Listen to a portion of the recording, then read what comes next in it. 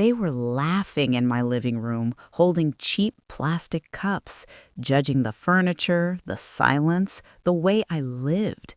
And the whole time, they had no idea the house wasn't rented. They had no idea the car outside wasn't leased. They had no idea the man they were mocking was worth more than all of them combined. I never planned to lie about my life. I planned to protect it. Success changes how people look at you. I learned that the hard way. The first time I made real money, life-changing money, I watched friendships rot in real time. Smiles turned into measurements. Conversations became transactions. People didn't ask how I was doing anymore. They asked what I could do for them. So I made a decision that would later destroy everything. I went quiet. I dressed down. I drove an old car. I moved into a modest place, even though I could afford 10 times better. I stopped posting. I stopped explaining. I wanted something simple. Real friends. People who liked me, not my balance sheet. And for a while, I thought I found them. I met them through a coworker who introduced me as a regular guy. That label stuck. Regular income, regular problems, regular future. They joked about rich people like we were all safely on the outside looking in together. I laughed with them. I paid my share. I never offered more, never corrected assumptions. When someone complained about struggling to pay rent, I nodded. When someone joked about my basic shoes, I smiled. It worked. Too well. They got comfortable around me. Honest. Careless. That's when the comments started. Subtle at first. Must be nice not having ambition. Then sharper. Some people are just okay being average. Then cruel. At least we won't end up broke like him. They said it while I was sitting right there. I told myself it didn't matter. I told myself this was the price of honesty by omission. I told myself that if they knew the truth, they'd change, and I didn't want that.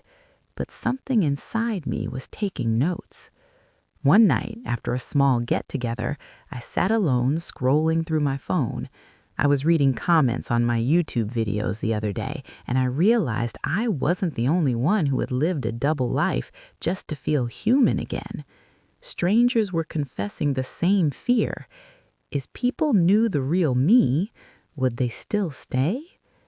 That question haunted me. Then came the test. One of them, let's call him Daniel, lost his job.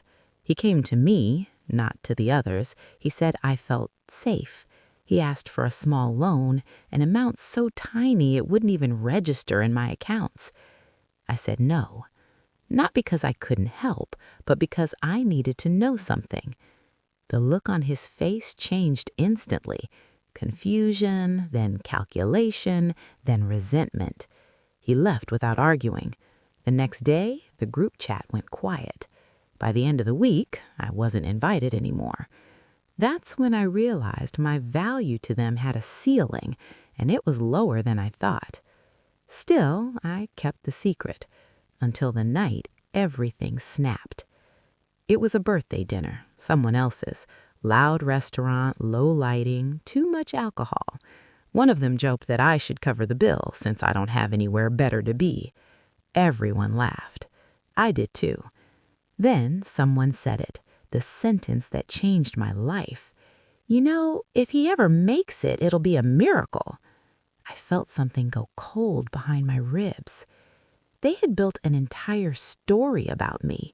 A future where I failed quietly, or I stayed small so they could feel tall, and they were comfortable there. That's when I understood the truth I had been avoiding. They didn't like me despite thinking I was poor. They liked me because of it. I went home that night and opened my laptop. I looked at numbers I had trained myself not to look at. I realized I had hidden my success so well that I had also hidden my self-respect, and I made a choice. I would not expose myself in anger. I would not brag. I would let the truth surface naturally. but I underestimated how ugly people become when the ground beneath them shifts. Because the very next day, I heard a rumor about myself that was so vicious, so personal, and so carefully crafted that I knew it didn't come from a stranger. It came from one of them. And that was only the beginning. Rumors don't start loudly. They start as whispers, soft enough to deny, sharp enough to cut. I didn't hear it directly at first. I felt it, the shift. Messages left unread, invitations that just slipped someone's mind. People who used to joke with me suddenly looked past me, like I was a stain on the wall they didn't want to acknowledge. Then a mutual acquaintance pulled me aside.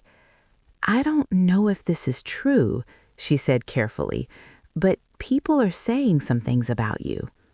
That sentence alone told me everything, because lies don't need proof, only permission. She hesitated, then said it, that I was bitter, that I borrowed money and never paid it back, that I exaggerated my struggles for sympathy, that I was secretly angry at everyone who was doing better than me. I almost laughed. Not because it was funny, but because it was brilliant. They had weaponized the version of me I allowed them to believe in, the poor guy, the average one, the one who needed help, not respect. I asked who started it. She didn't answer. She didn't have to. I went home and replayed every conversation from the past months like surveillance footage. The jokes, the eye rolls, the comments about ambition, the moment I said no to Daniel. That was it. Saying no had broken the illusion, and instead of accepting that boundaries exist, even for poor people, they rewrote me as the villain. I wanted to confront them, to correct the record, to pull out my phone, open my banking app, and end the narrative in 10 seconds flat. But I didn't, because deep down, I needed to see how far they'd go. So I stayed quiet. That silence became their confirmation. Within days, the story evolved. I heard versions of it from people I barely knew, each one worse than the last. Apparently, I was manipulative. Apparently, I envied their success. Apparently, I talked behind their backs. Every accusation was a confession, and still, none of them came to me directly. That's when I realized something important. People who know they're lying don't ask questions, they avoid answers. The breaking point came on a Friday night. I walked into a bar I used to go to with them. I didn't expect to see the group, but there they were. Same table, same drinks, same laughter. The laughter died when they saw me. Daniel didn't look surprised. He looked prepared. I stood there for a second, waiting. Someone, anyone, to say my name, to wave me over, to act like adults. Nothing. So I walked past them and sat at the bar. I could hear fragments behind me. Told you he'd show up. Always playing the victim. Acts like he's better than us. I paid my tab and left without turning around. My hands were steady. My chest wasn't. That night, I understood something most people never do. You can give people humility, and they'll still punish you for not being useful. I went home and opened my calendar. In 3 weeks, I was hosting a small professional event, nothing flashy, just a networking dinner tied to a company I had invested in years ago. I wasn't the headline. I never needed to be. My name was on the invitation list, quietly, professionally. And then I saw something interesting. One of them was invited, not by me, but by the company. I stared at the screen for a long time. This wasn't revenge. It wasn't a trap. It was an intersection. For the first time, the version of me they mocked and the version of me I protected were about to exist in the same room. I didn't change the guest list. I didn't warn anyone. I let it be. Over the next few weeks, the rumors intensified. It was like they sensed something coming, like animals before a storm. The stories became more confident, more detailed. Lies always grow when they're unchallenged. One message finally crossed the line. An anonymous DM, no name, no picture. "You should know your friends laugh about you behind your back. They say you'll never amount to anything, thought you deserved to know." I stared at the screen, feeling something unexpected. Relief. Because now I knew there was nothing left to save. The night of the event arrived quietly. Black cars outside a clean, modern venue, soft lighting, calm energy, real professionals, real conversations. I arrived early, as always. I wore the same simple clothes I always did.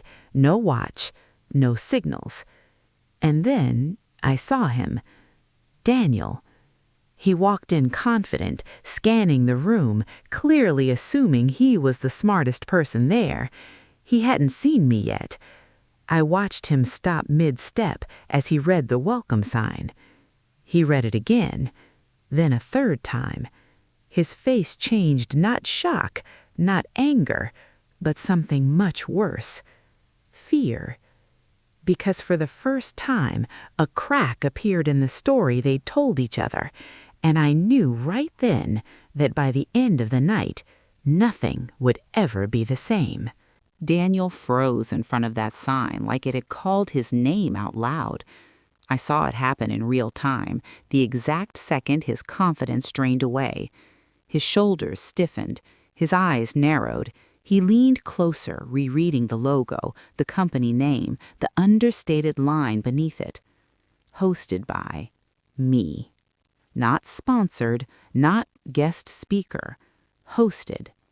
For a moment, he did what liars always do when reality contradicts the story they've memorized. He searched for another explanation, a coincidence, someone with the same name, a typo. Then he turned. Our eyes met across the room. I didn't smile, I didn't wave, I didn't react at all. And that terrified him more than anger ever could. Because anger confirms importance. Silence confirms inevitability. He looked away first. I checked in with the event coordinator, exchanged a few quiet words with partners I respected, people who knew me only by my work ethic and my decisions, not by gossip, not by jokes, not by assumptions. The room filled slowly. Conversations hummed, glasses clinked, opportunity moved through the air like electricity. Daniel stayed near the entrance, glued to his phone, pretending to be busy while watching everything. I noticed something else, too. He wasn't the only one. 2 more faces from the group arrived within minutes of each other, both dressed sharper than usual, both trying a little too hard, both carrying that same confused energy, like they had walked into a room they thought they were too good for, only to realize it might be above them. They hadn't seen me yet. I didn't approach, I didn't hide, I simply existed. That alone was enough to destabilize them. One of them, Sarah, spotted me across the room and laughed nervously, whispering something to Daniel. He shook his head, tight-jawed, like he was trying to decide whether ignoring me harder might make me disappear. It wouldn't. The first presentation began. Short, clean. Numbers, growth, vision. I stood off to the side, not center stage, but close enough that anyone paying attention could connect the dots. And people were paying attention. When my name was mentioned as a founding investor, heads turned, subtle, curious, respectful. Daniel's face went pale. I watched him do the math. Every joke, every comment, every rumor suddenly reprocessed through a new lens. The poor guy who never offered to pay extra, the average one who dressed simply, the one they assumed had nothing to lose. They hadn't just misjudged me, they had underestimated the room. After the presentation, networking began. Clusters formed, cards exchanged, futures negotiated quietly over small plates and soft music. And that's when they started orbiting me. Not directly, not yet. They laughed louder when I passed. They leaned into conversations nearby, trying to appear relevant, trying to be noticed. Finally, Sarah approached. "Hey, stranger," she said, voice too light. "Didn't know you were into this kind of thing." I met her eyes, calm, neutral. "I'm into building things. This is part of that." She nodded quickly. Wow, that's impressive." There it was, the tone shift. Not apology, not accountability, admiration too late. Daniel joined us, forcing a smile so tight it looked painful. "Man, small world, huh?" I waited. He filled the silence nervously. "Crazy how life works." "Yes, it is. Is." Another pause, thicker this time. He cleared his throat. "Listen, I've been meaning to talk to you. I feel like there's been some misunderstandings lately." Of course there had. I leaned slightly closer, not aggressively, just enough to make him uncomfortable. "I heard," I said. His eyes flicked around. "You did?" People talk, especially when they think someone can't hear them. Sarah shifted uncomfortably. Daniel laughed, a brittle sound. "You know how rumors are." "I do. Funny thing is, they usually say more about the person spreading them than the one they're about." For a split second, his smile slipped. He recovered quickly. "Anyway, we should catch up sometime, like old times." Old times, when I was the punchline, when my value was measured by what I didn't have. "I'm very busy, but I'm sure we'll cross paths." That was dismissal, polite, final. They lingered a moment longer, waiting for me to soften, to reassure them, to confirm they still had access. I didn't. They walked away, whispering urgently. That should have been the end of it, but humiliation doesn't make people honest. It makes them desperate. An hour later, one of my partners pulled me aside. His expression was careful. "Just a heads up," he said quietly. "Someone approached me asking interesting questions about you." I raised an eyebrow. "What kind of questions?" He hesitated. "Whether you were really involved in the company, whether your role was overstated." I exhaled slowly. So that was their move. If they couldn't shrink me socially, they would discredit me professionally.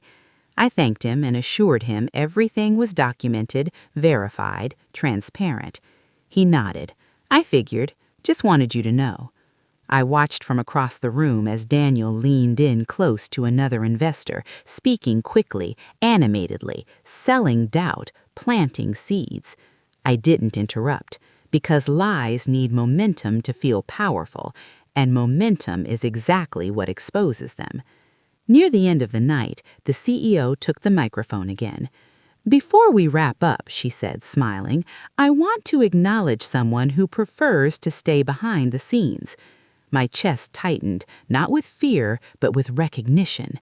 She continued, "This entire initiative exists because of early belief, quiet belief, and tonight wouldn't be possible without it." She looked directly at me. "Please join me in thanking my name." Applause filled the room, genuine, earned, loud.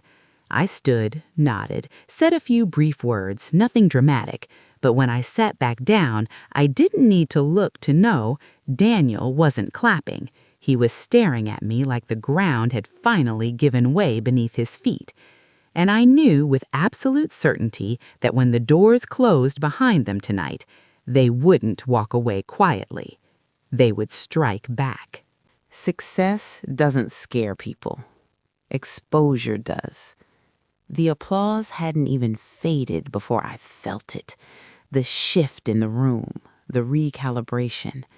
People weren't just seeing me differently now. They were reinterpreting everything they thought they knew. And for some, that kind of mental rewrite feels like an attack. Daniel and the others left early. No goodbyes, no eye contact. I stayed, not because I wanted to bask in validation, but because I knew what was coming next. When people lose control of the narrative, they don't retreat, they escalate. By the next morning, my phone was vibrating nonstop. Emails, texts, LinkedIn notifications, messages from people I hadn't spoken to in years. At first glance, it looked like opportunity. At second glance, I saw the pattern. Someone was asking questions again, but louder this time. A former colleague messaged me, "Hey, weird question. Are you actually an owner or more like an advisor?" A client forwarded an email they'd received anonymously suggesting my involvement was inflated and that I was presenting myself as something I wasn't. The language was careful, legal, designed to plant doubt without leaving fingerprints. Daniel was smarter than I gave him credit for. I didn't respond emotionally. I responded surgically. I forwarded documentation, contracts, public filings, timelines. I let facts do what arguments never can. Still, the noise kept growing. Then came the post, a long passive-aggressive thread on social media from Sarah. No names mentioned, just thoughts about authenticity, transparency, and people who pretend to be self-made when they're just lucky. The comments filled fast, some supportive, some speculative, some sharp. And then Daniel commented, "Funny how money changes people," he wrote. That was the line, not because it hurt, but because it confirmed intent. I realized then that this was no longer about misunderstanding or hurt feelings. It was about punishment. They felt embarrassed, and embarrassment needed a target. So I made a decision. I would not defend myself publicly. I would end it privately, but permanently. I requested a formal meeting with the board and senior partners. Not dramatic, not urgent, just calm and clear. When we sat down, I laid everything out, not just the recent events, but the history, the rumors, the attempts to undermine my role, the names. No embellishment, no emotion.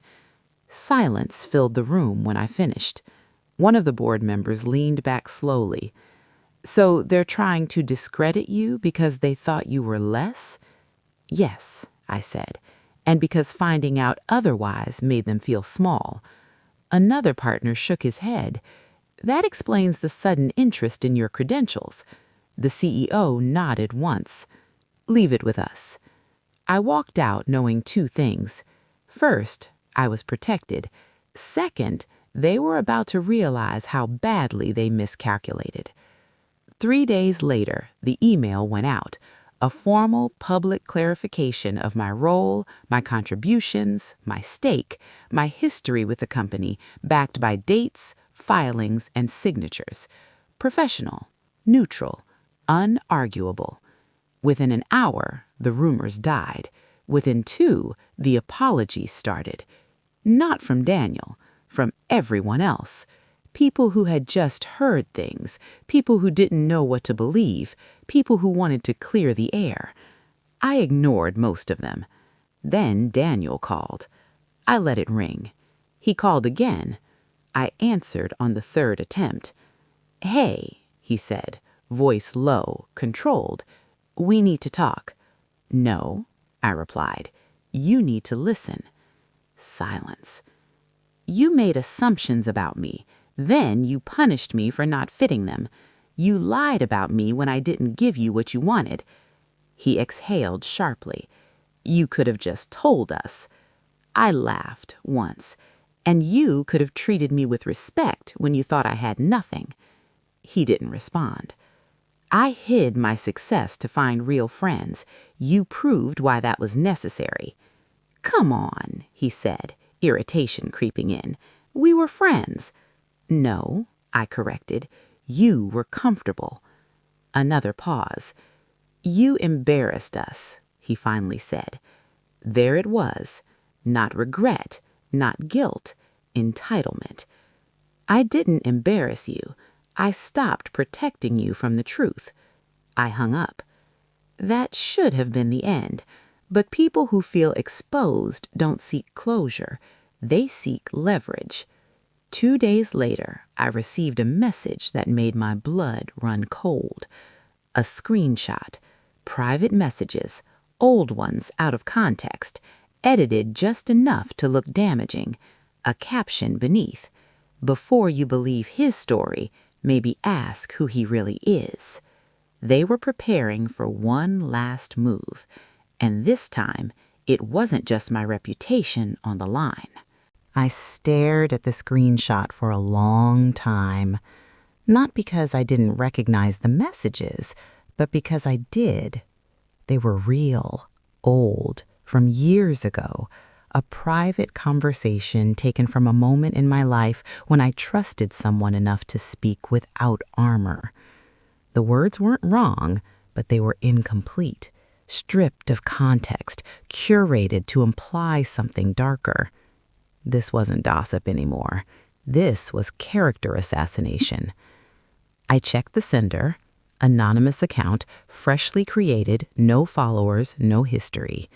But I knew exactly who was behind it. When people can't beat your facts, they attack your humanity. I didn't panic. Panic clouds judgment. Instead, I did something far more dangerous. I slowed down. I forwarded the screenshot to my legal counsel with a single sentence: prepare for escalation. Then I did something else.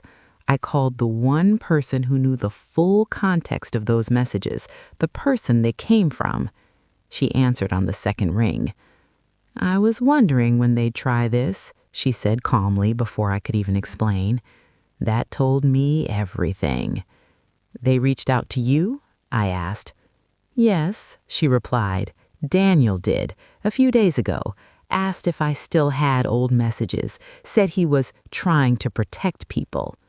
Protect people? From what? From the truth? What did you say? I asked. I told him no, she said, and then I blocked him. Relief washed through me, but it didn't last. Then how did they get these? I asked. She hesitated. They didn't get them from me. That meant only one thing. They had been digging. Old devices, old backups, anything to construct a version of me that fit their narrative. I thanked her and hung up. By that evening, the anonymous account started tagging people I worked with, clients, partners, mutual connections, dropping hints, asking leading questions, letting implication do the damage. Still no direct accusation, because direct accusations invite direct proof.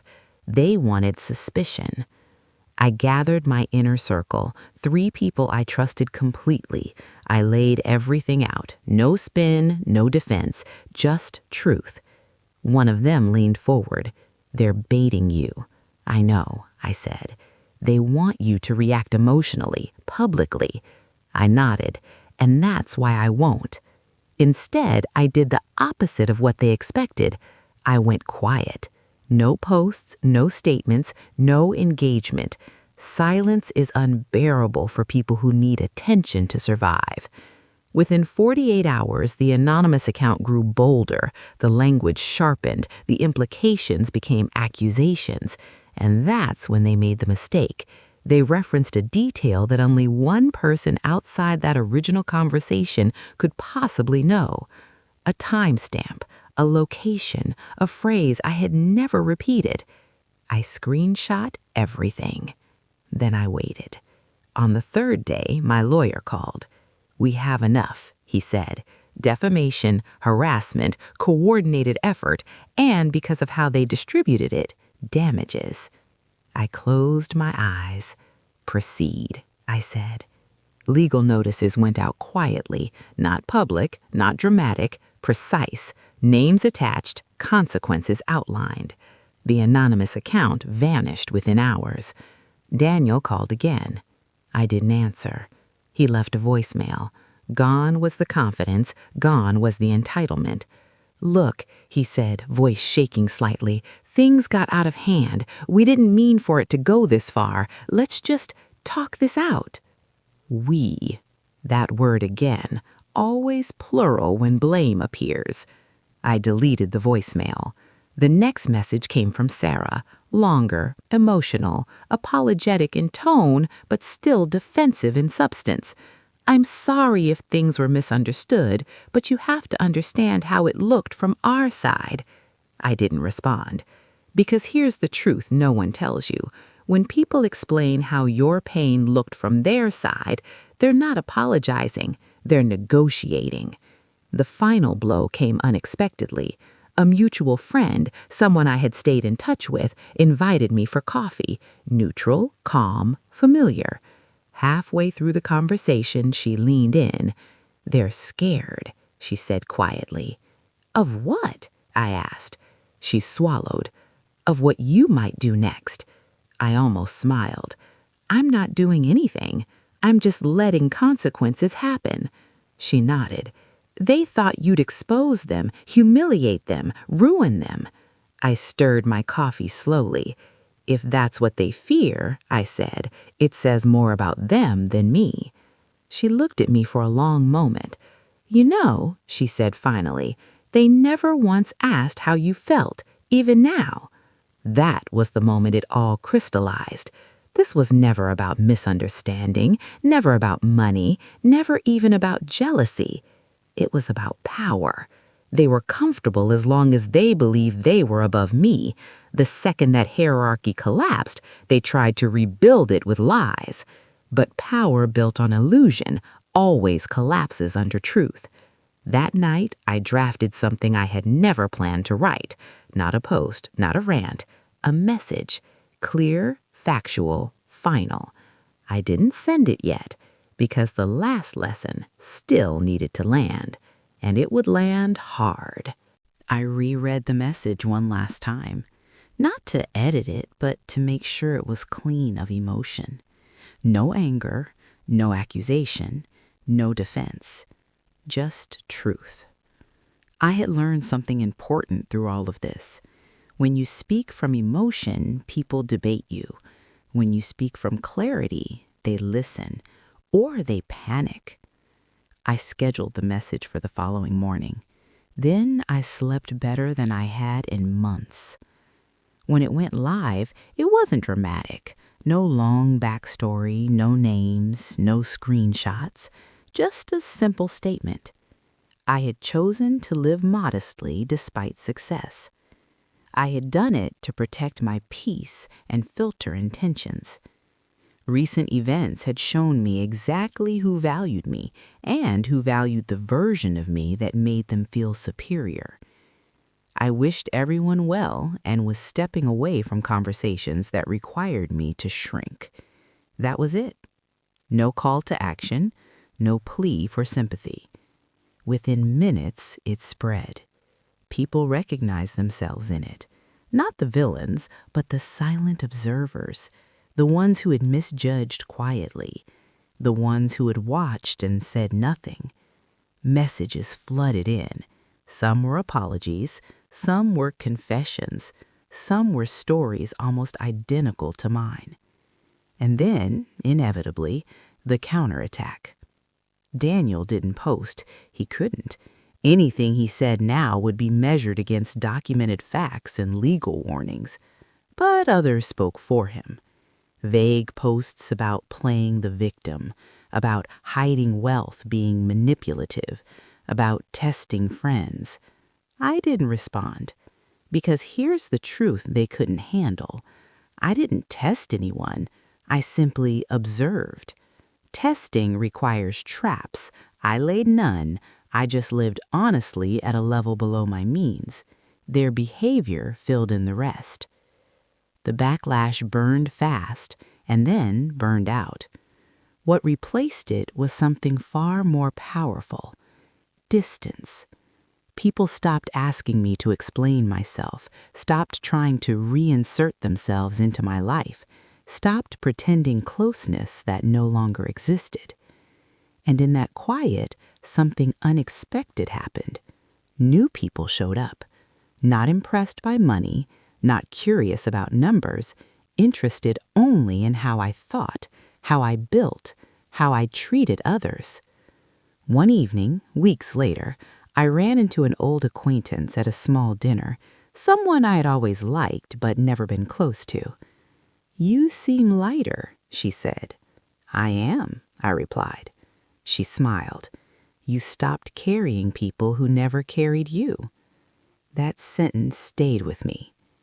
Daniel tried once more, an email this time, long, carefully written, full of regret, but still centered on his experience, how hard it was for him, how blindsided he felt. He ended with, "I hope we can move past this." I read it once, then I archived it. Moving past something doesn't mean going back to it. I didn't hate him. I didn't want revenge. I wanted separation.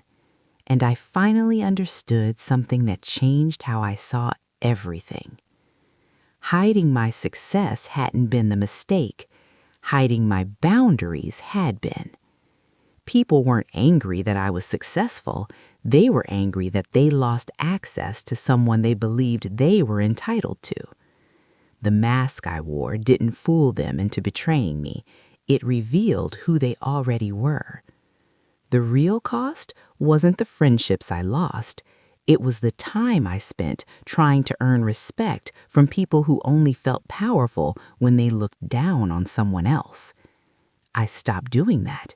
And the moment I did, my life simplified in ways I never expected. Peace replaced performance. Silence replaced anxiety. Clarity replaced doubt. But there was still one final moment left, one final conversation that would bring everything full circle. And it would happen when I least expected it. I thought the story was over. That's the mistake most people make. They assume clarity is the end, but clarity is just the calm before the final collision. It happened on an ordinary afternoon. No warning, no build-up, just a name on my phone I hadn't seen in weeks. Daniel. I let it ring. Then it rang again and again. On the fourth call, I answered, not out of curiosity, but because unfinished things have a way of returning louder if you ignore them. "We need to meet," he said. "No greeting, no warmth." "No," I replied calmly. "Please," he said, and the word landed heavier than any apology he'd tried before. "For the future." I was quiet for a moment. Then I gave him one condition. One conversation, public place, 10 minutes. He agreed instantly. We met at a cafe downtown. Open windows, people everywhere, nothing private enough for manipulation, nothing intimate enough for nostalgia. He arrived early. That alone told me something had changed. Daniel looked different, thinner, tired. The confidence that once filled every sentence now sat in his posture like borrowed clothing. He stood when I approached. "Thanks for coming," he said. I nodded and sat. "You have 8 minutes." He swallowed. "I messed up, badly." I waited. "I didn't think you were lying about your life," he said quickly. "I thought you were hiding because you were ashamed." There it was, the original sin. He continued, words spilling faster now. "When I lost my job and you said no, it felt like confirmation, like you'd chosen being above us instead of with us." I leaned back slightly. "You decided my motive for me." He nodded. "Yes, and when I saw the event, the company, I panicked." "Because you were wrong," I said. "Because I was exposed," he admitted. "Everything I said about you, every joke, every rumor, it came back at me all at once." The cafe noise filled the space between us. Cups clinked. A barista called out an order. Daniel lowered his voice. "I need to know what you're going to do." I studied him. "Do about what?" "About us," he said. "About me." There it was again. Entitlement dressed as vulnerability. I'm not doing anything, I said evenly. I already did what mattered. I stepped away. That's not true, he said quickly. You could still destroy us. One post, one video, one interview. I met his eyes fully now. And that's why you're here. Not because you're sorry, but because you're afraid. His jaw tightened. He didn't deny it. I lost people, opportunities, trust. They see me differently now. I nodded once. So do I. He leaned forward, desperation breaking through. Tell me what to do to fix this. That was the moment. The climax isn't loud. It isn't dramatic. It's quiet and irreversible. You can't, I said. He froze.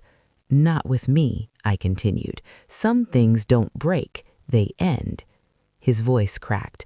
We were friends. I shook my head slowly. Friends don't need someone to be smaller so they can feel big. The words landed like a physical blow. I never asked you to be poor, he said. No, you just needed me to stay there. Silence. He stared down at the table, then back up at me. So that's it? Yes. He sat back, defeated. You really don't care anymore. I thought about that. I care enough not to pretend and not enough to stay. The timer on my phone vibrated. 10 minutes. I stood. Daniel looked up suddenly, panic flashing. Wait, just tell me one thing. I paused.